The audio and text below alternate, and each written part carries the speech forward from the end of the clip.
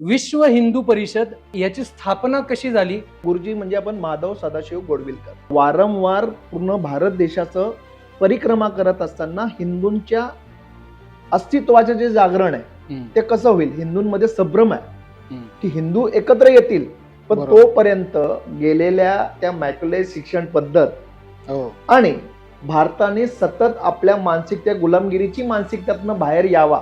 पण हिंदू समाज जर एकत्र यायचा असेल तर पहिल्या हिंदूंच्या आतल्या जो जातीपातीचा विखडा या सगळ्या लोकांनी घालून दिलेला होता तो आधी दूर करावा.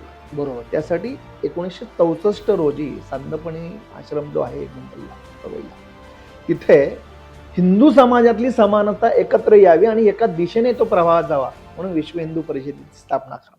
अशाच प्रकारे हिंदू धर्म रक्षणासाठी अजून कोण कोण काय काय काम करतं हे जाणून घेण्यासाठी हिंदवी स्वराज्य स्पीक्स या फेसबुक चॅनलला, इंस्टाग्राम चॅनलला आणि यूट्यूब चॅनलला लाईक, फॉलो, सबस्क्राईब नक्की करा.